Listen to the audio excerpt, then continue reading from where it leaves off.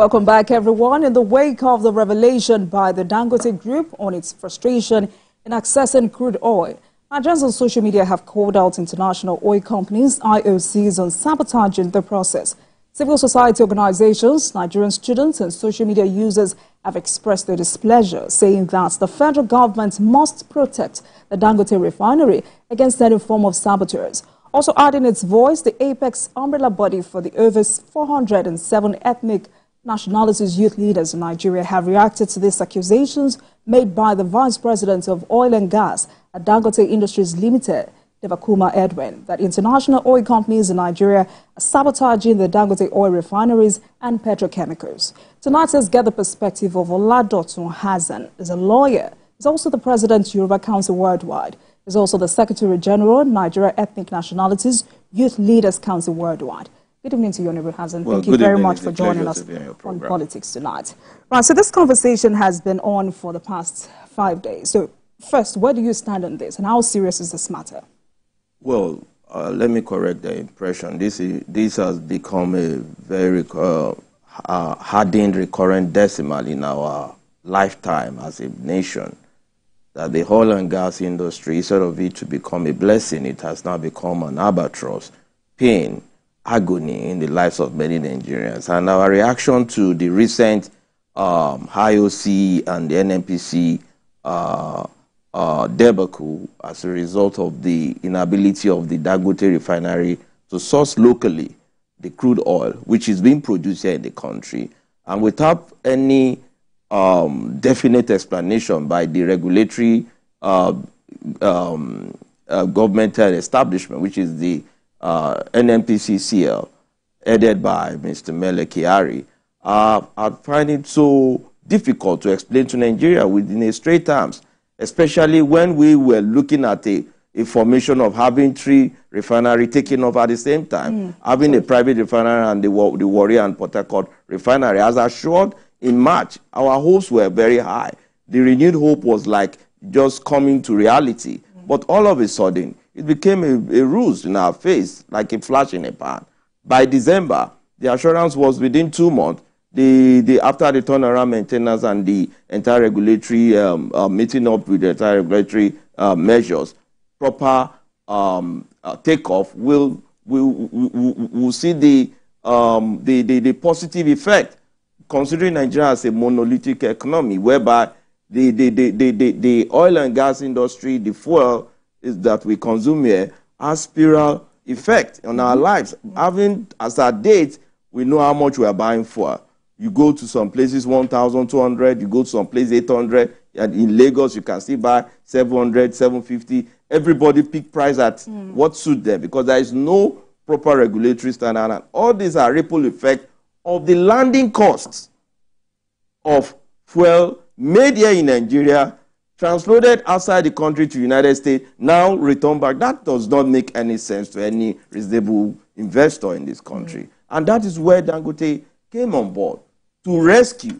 And we must comment that if private investors are coming to rescue our situation, we shouldn't stand as a stopgap, as an impediment. And that is where we, as the Nigerian Ethnic Nationality Leaders Council, which is the apex body for all the ethnic nationalities, youth groups in this country and beyond.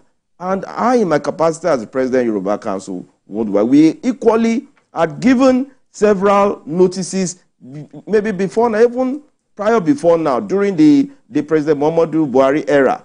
We gave our stand, we gave our grievances that we cannot continue to maintain a demigod. And I don't understand. Why is Mr. President so cold to react to this issue? You know, it's very interesting that we're having this conversation because about 5 years ago, we were not going to have this conversation because we were practically importing everything. But now that we have a national asset, and despite being privately owned, how strategic is the Dangote Refinery for us as a country? Well, it's a positive add to our growth and economic development as a nation. Our ratings of poverty will be by half lesser by now if Dangote Refinery are taken up, because one, there will be power supply because there is a spiritual positive that we will be gaining. Then there will be reduction of fuel. I know one thing: majority of our SMEs rely on survival of fuel. Even our daily lives is predicated on fuel, because the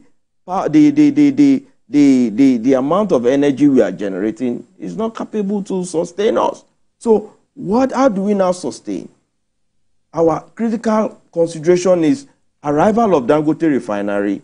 By now, we should be looking at our fuel at 100 naira per liter. We can as well sell at a higher price when it comes to those who say even with all of our refineries working, we may not go back. We can achieve that. No. I'm a very positive person. You're positive, but the reality with the president we have, with the fact that the president had good intentions on the removal of the fuel subsidy, which was subverted by the governors. We are having critical issues that everybody must hold their blames.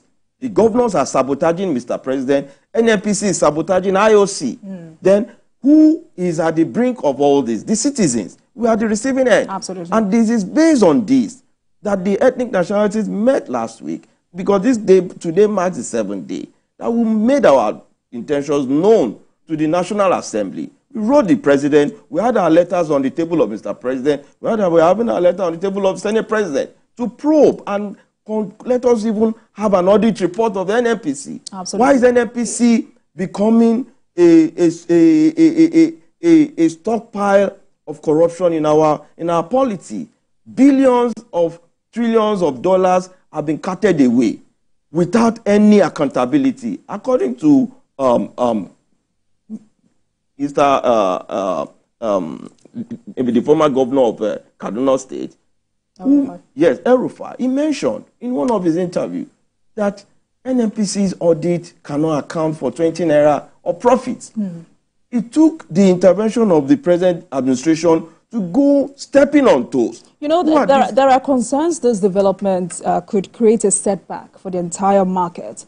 But for you, what does this review about the competitive landscape and market dynamics within Nigeria's oil and gas sector? It's about liberalization. There must be proper liberalization and coordination. The fact that we are lacking accurate coordination, when the former president was the Minister of Petroleum, that was the height of corruption that we witnessed. Now that we are now having a straight line of Department of Minister for Oil and Under Minister for Petroleum, we were able to move thinking that the removal of the first subsidy had jacked up our IGR in the state. But in view of this, the coordinated program of the government would have added a lot of value in line with the vision of Mr. President. We are not bootlickers trying to promote Mr. President here. But when somebody is moving on the lane of positive, we need to try and guide that lane. But when we are all faced with a one-man saboteur, and we call Mr. President, you are still the commander-in-chief. If this is going to affect the whole nation, remove Mele Kyari. Try to have an overhaul of the entire NNPCCL.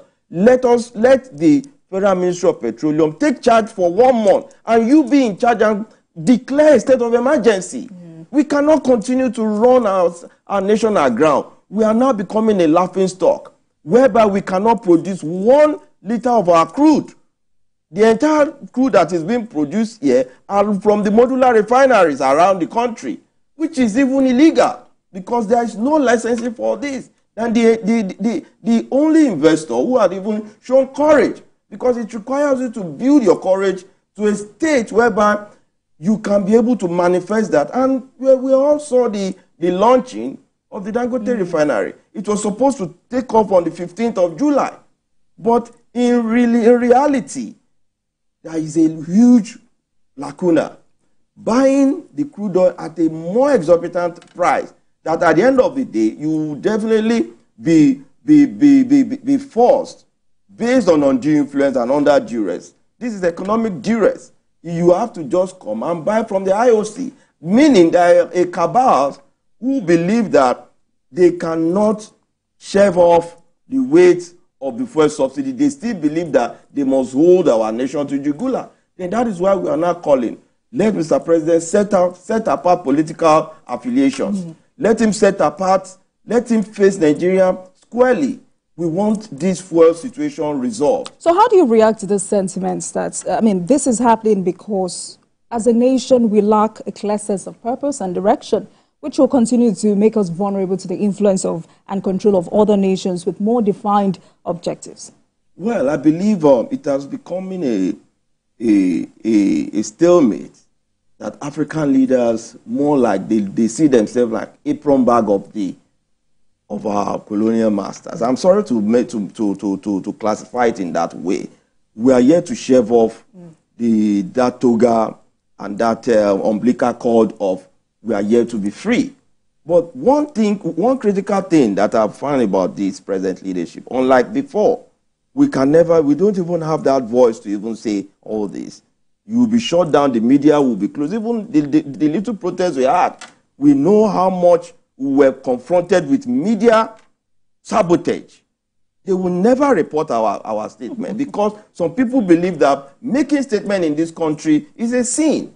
But it is never a sin. It is for us to put it to Mr. President. If you want to succeed with the oil and gas. Give us a solution on this. We voted for you because you promised new life, new hope. And the only opportunity is there now. 1 year is gone. We are now moving into another year. What is going to be the landmark? The citizens, we are now one of the highly rated poverty nations in the world. But in the last 1 year, the president oversaw some, mild reforms in the oil and gas sector. Why do you think all of these are not working? Yes, because of the saboteurs are internal. Mr. President expressed his grievances. He expressed his fears. He mentioned it, that even from the Dangote, Alhaji Aliko Dangote himself, he said he's ready to face the monsters when the Senate president paid a visit to his refinery. This is reality staring us in the face. And that's why we say, is either Kyari stand as an external person, or he joins us, or he stay away. Let Mr. President. Is this really about Kyari? That is the person who is we have to hold by vicarious liability. You cannot hold any other person accountable. He has been at the helms of affairs, coordinating the downstream sector, coordinating the entire sales. It took Mr. President a means of solving the problem by ensuring that the CBN stay to manage the account of NNPC. And that's why we have had a lot of positive in the recent time. But these cabals believe that if they hold the IOC, who are the IOC? They are these same independent marketers. They are these same people that are collecting money on the fuel subsidy. According to the former CBN governor and now the present Emir of Kano State, he said some companies do not import fuel and they present papers and they are paid billions of dollars.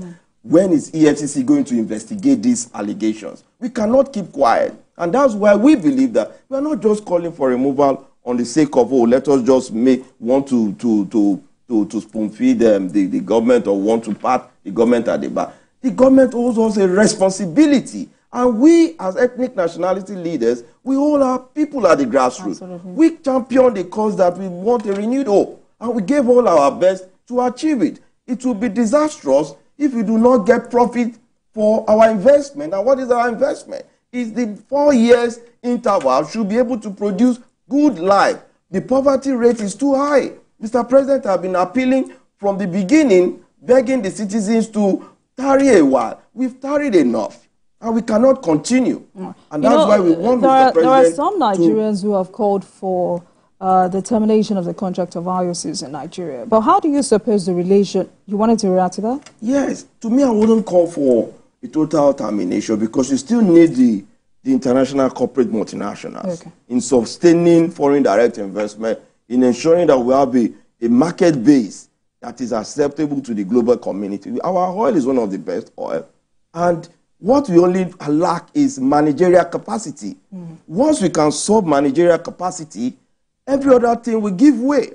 And our appeal to Mr. President is to set out a commitment. Let him take the ground and tell us holistically that he's prepared to solving this albatross that have stared us in the face, that has reduced us into a veritable torture chamber. We cannot continue. And that's why we call that if Kyari on his own, in a normal climb, if things are not working, Kyari has been there for over a decade. But what has been the achievement? And we want is not just Meleke, the entire NNPC to be overhauled. Let us know who are our pains. You will talk about us meeting up the OPEC quota. There is no more pipeline vendors because we now have the Tantita. Where there is no more hostage taking. Then who are the people committing oil theft? So we'll come back to that because that's been looks like it's a big issue for us as a country. But you have said we cannot do without this multinational. So how do you suppose the relationship between the IOCs, Dangote Group, and the Nigerian government can be better managed? That is in a nation whereby institution works. You don't need to be waiting for IOC to fix things for you. You must have a rules of engagement where we have laws that are critically on ground. We have the PIA law, but it's not working. The multinationals goes into the community. They even don't pay the communities who own this golden egg that is laying what we are all feeding on. The communities that is even making all these things, the international companies, the entire gamut of this whole scenario is not working. And the reason is that huge, humongous corruption is staring us in the face. We need to collectively support the Mr. President that it is high time. We are not just saying Mr. President must lead the war now. Because for us to continue in this sorry state, we have already told Mr. President earlier that we will declare a national mass action that is more bigger than NLC protest. And Mr. President should respect it. It is our right. We are not coming to cause a ripple, a disrepair or a war situation.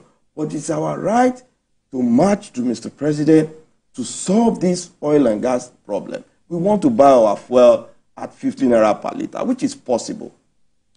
So, I mean, there's a reason existing law used in addressing these kinds of issues. Yes. Talking about the Petroleum Industry Act, Section 109, subsection 2, which, I mean, overcrowns domestic crude oil supply obligation regulation, which makes it compulsory for IOCs to produce a quantum of your product for local consumption. How do we strengthen these laws? You know, to me, I joined the people of the Niger Delta region some months back over the stalemate that we are talking about, and they express high bitterness. They express their pains that the PIA is a good law, but does not have, is a toothless bulldog that cannot bite.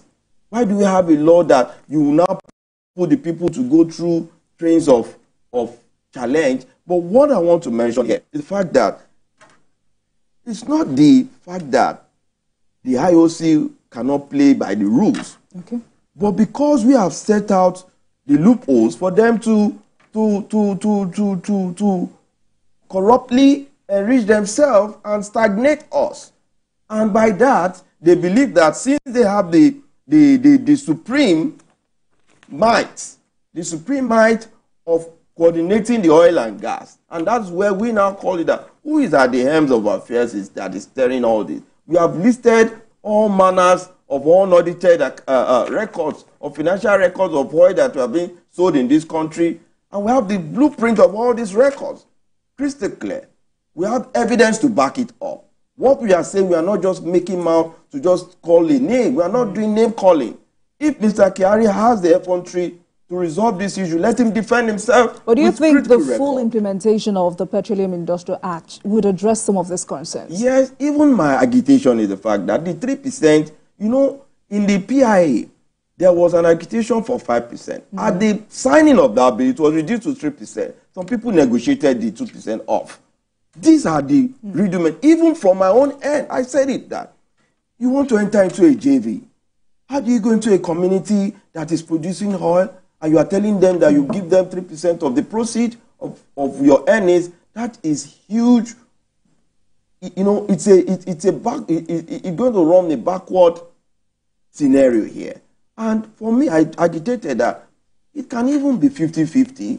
If these communities are better fed, we'll make more profit because the youth of those communities will be properly engaged. There will not be any need for Tantita because when everybody is engaged, nobody will think about Tantita. Then why do we still have to be protecting a pipeline? Because some people still believe they must continue to have a collective will to pretend over our collective wealth. And that is where we are trying to raise an argument that Mr. President must stand his feet and put it to all of us on his capacity. We know how he turned around Lagos. He had given us that hope that he's going to turn around Nigeria within the shortest period of time. We are just going into another year of his administration. We want him to see this as he's a man of struggle. He has a comrade. Ashwaju is a comrade. He fought. He was part of the people that put the military back to the barrack. They let us put these saboteurs to where they belong.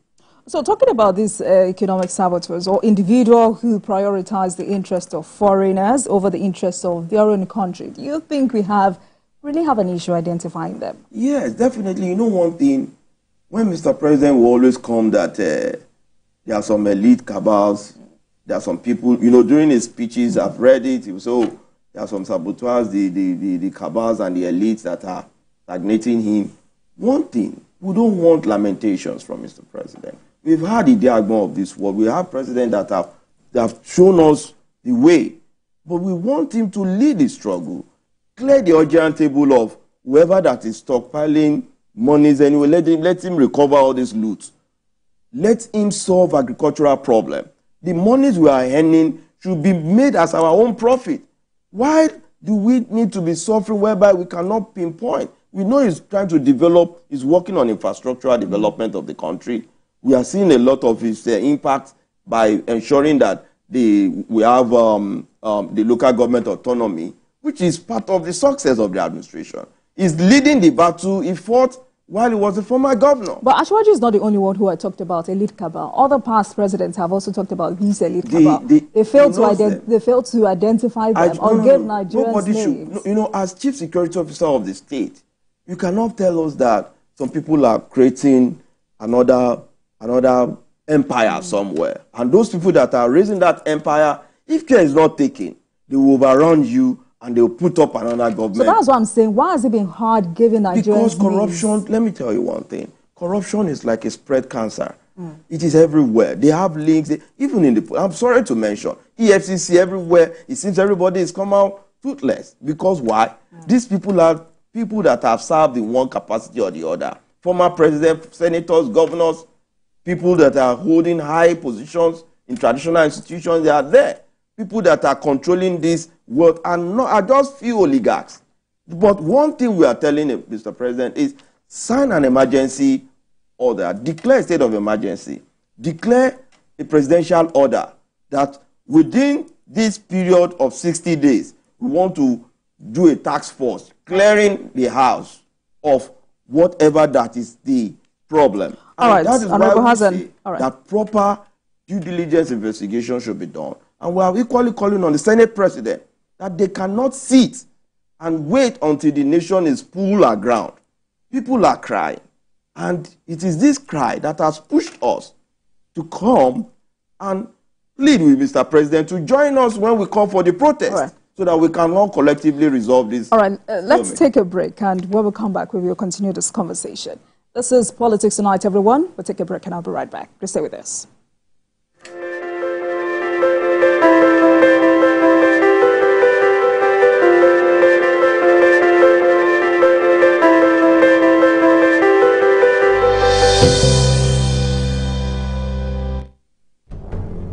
Every week, Green Angle, in partnership with Wild Aid, will bring you a documentary series on environmental issues affecting Nigeria's amazing biodiversity, from climate change, air pollution, and wildlife conservation.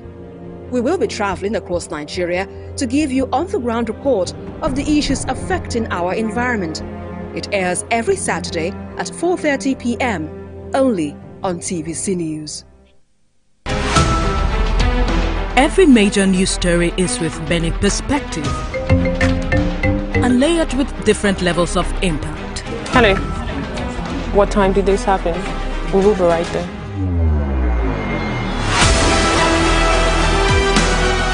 At TVC News, we follow the big and major news, gathering the facts, witnessing the outcome.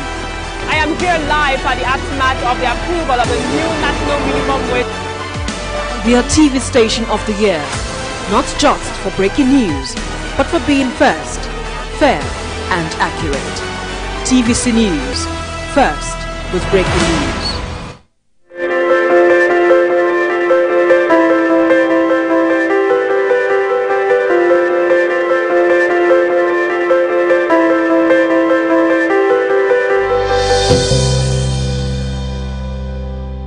Welcome back to Politics Tonight, everyone. Thank you so much for staying with us. And I've been speaking with Oladoto Hassan, a lawyer, is also the president, Yoruba Council Worldwide. Tonight, we're discussing the contention between Dangote and international oil companies and the reaction of ethnic youth leaders to this very crucial issue. Now, let's move on with the conversation.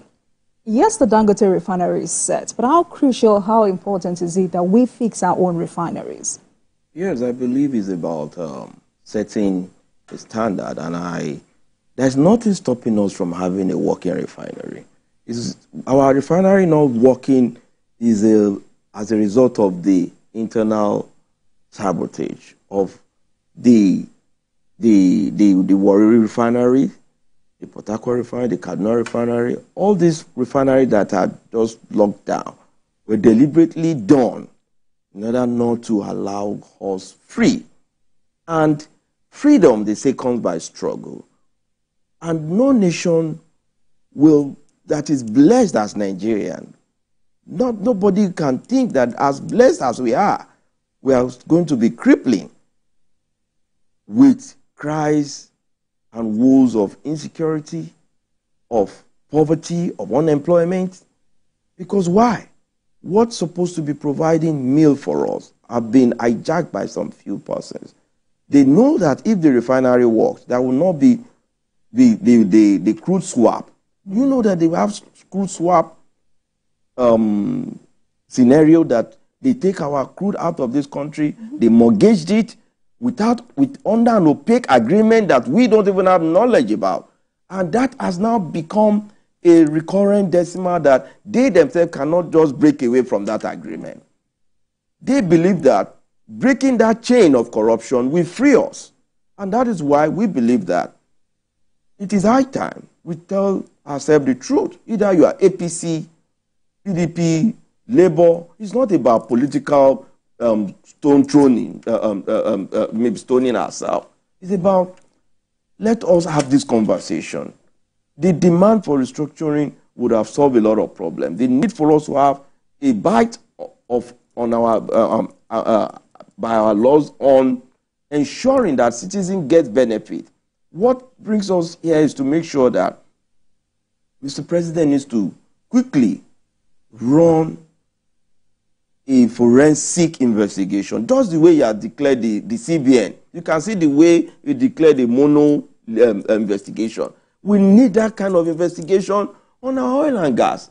Because if Mr. President is not doing it, just as we have raised it earlier, we raise an opinion of conspiracy, of connivance. Because if you keep quiet for too long and you allow the armed robber to run your house, sleep with your wife, do everything, you keep quiet until they'll kill you, you just still remain silent. And for us, we know that we have an action president.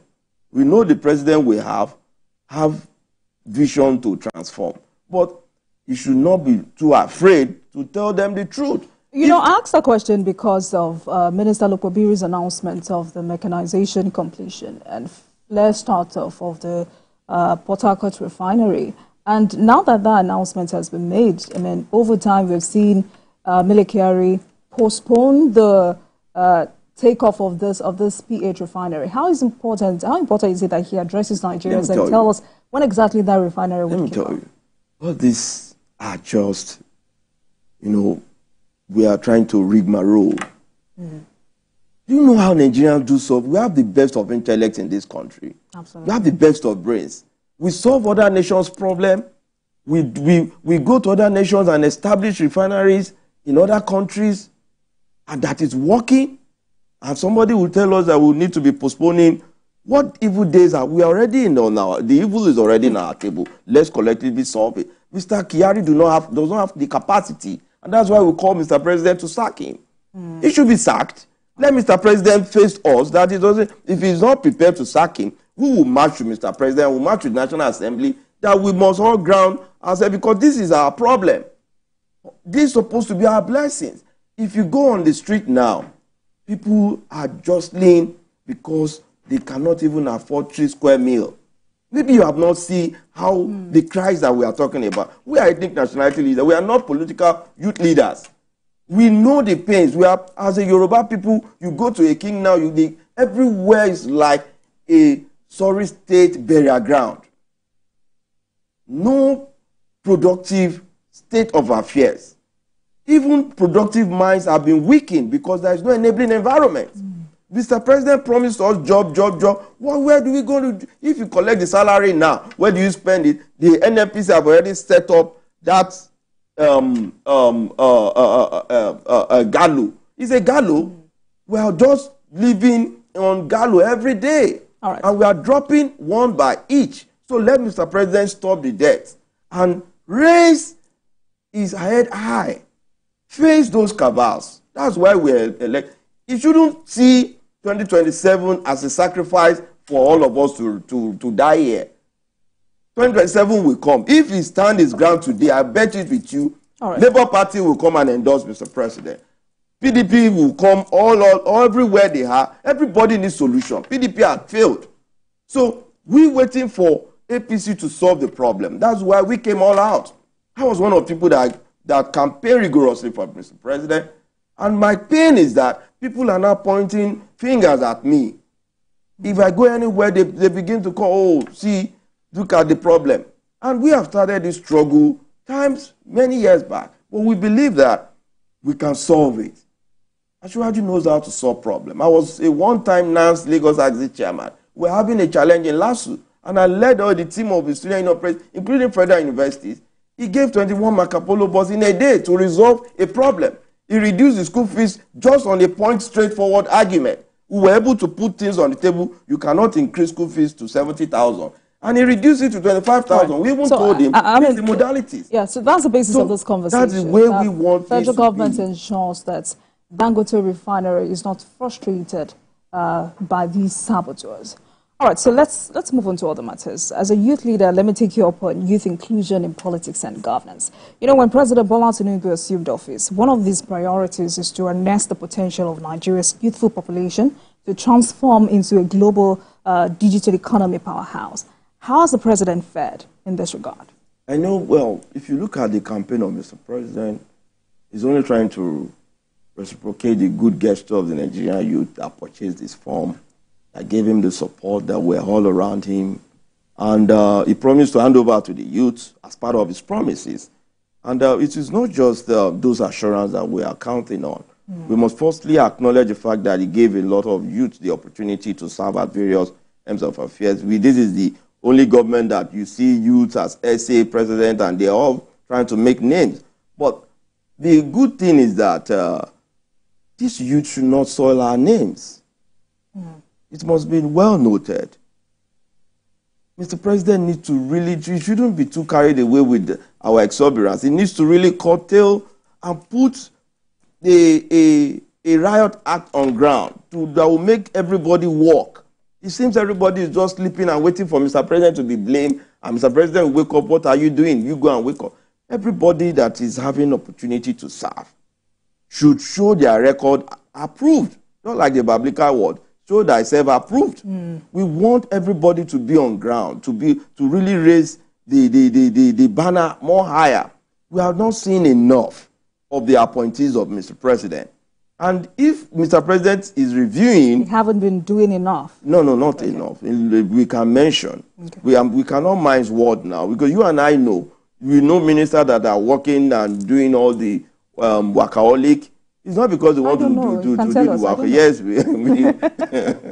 but let's not praise-sing anybody, okay, because you only give result at the end of the semester or at the end of the session.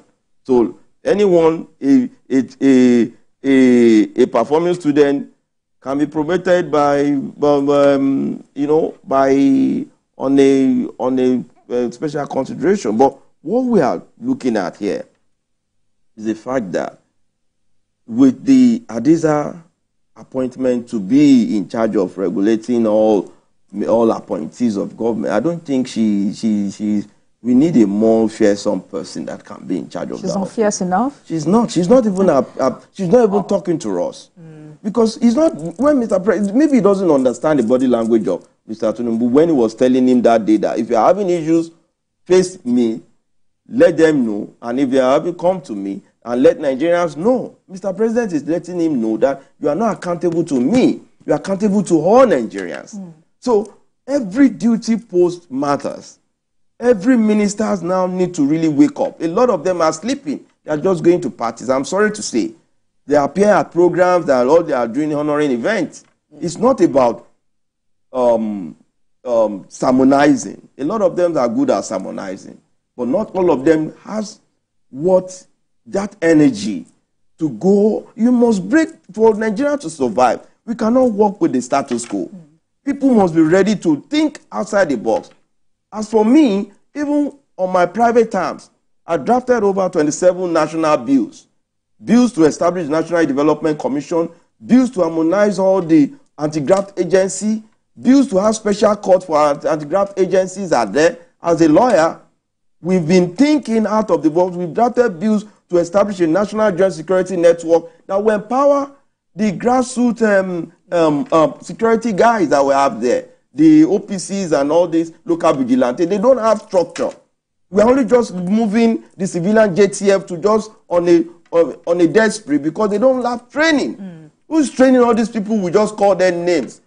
Majority of those people now that we have that are now supposed to be security guards, you see them in Rivers State, threatening government of the day on how local government needs to be run like a garage system. All right, because we don't have a mechanism that will put it. That's why we propose all these solutions. So we are putting all this to Mr. President, that let him equally still search for more youth that has capacity, that are outside there in diaspora. Let him bring them together. We have two youth ministers, and you know the president had to separate the youth development ministry from the sports ministry, both of which were merged under the same ministry for a very long time. Would you say the purpose of this separation is being achieved? Yes, because we're with the Minister of Youth some couple of days, about 5 days ago, and that is the state youth minister.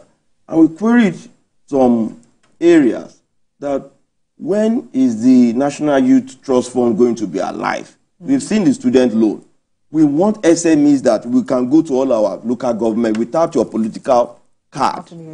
You must go there as a Nigerian citizen and get support grants, support SME loan and all that through the National Development Commission, because some state commissioners of youth might not even have the vision of Mr. President.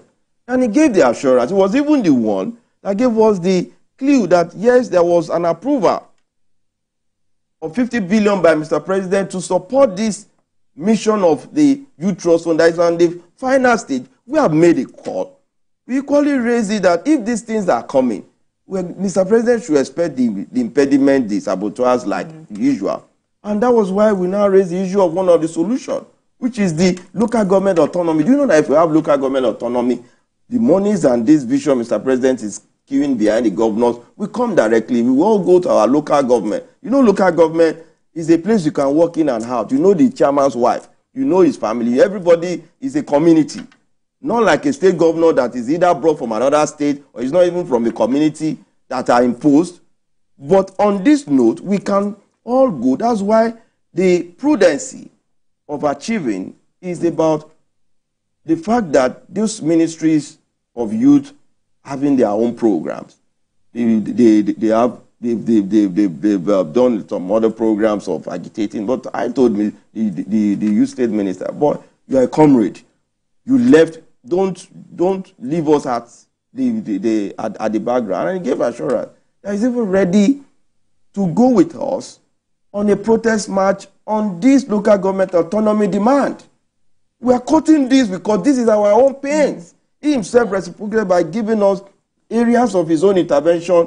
He has been moving around all the country. He's been trying to create conversation. We never had youth ministers that even converse. Absolutely. So would you say these two ministers have really keyed into the vision of President Bola Tinubu for young Nigerians? Let me say one thing. Just as I will never score any other ministries high, because we are all still battling with the problems. Problems are yet to be. So until when you solve a problem to a greater end, you can be, all this might be the towards an arithmetic towards arriving at a solution. But one critical area is that they are trying their best within their own capacity. Mr. President needs to be, is the father of all ministries. Mr. President is the minister for youth, is the minister for petroleum, is the minister for labor, and he knows it all. He understands the pains. To me, he has done us a good will by ensuring that more youth are brought on board, bring on board to ensure participatory governance. But young Nigerians are demanding for more, because, I mean, there's been advocacy for a new approach to youth developments that will enable young Nigerians feel involved in governance and be a part of government. What would you consider as the missing link? The missing link is the fact that our youth are looking for a quick fix.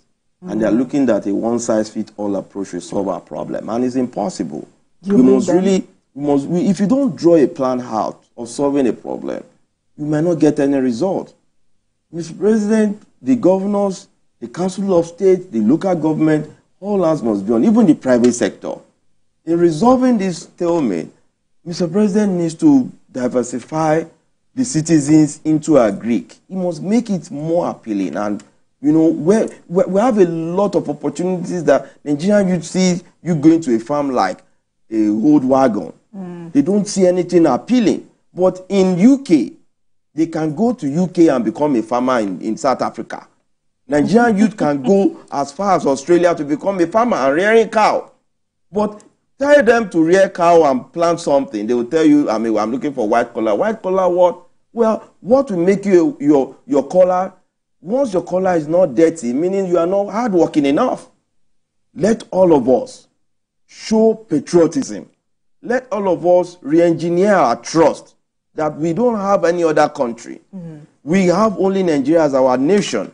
And let us join our hands and calling on the government to create an enabling environment by establishing a Youth Right Act, whereby all our demands will not just be on lip service. We need laws that will gravitate this energy. These are things that I've been working on.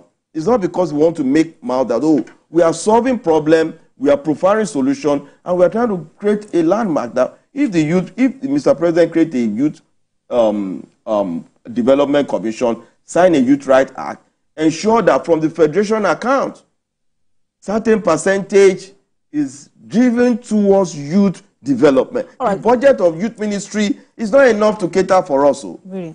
At all. You can't, 2 billion, what can 2 billion do? All right, so quickly, we need to go. So quickly, what more do you think the youth need to do to take leadership of this country? It's not about just taking leadership. We need to, first of all, go through the rudiment and training.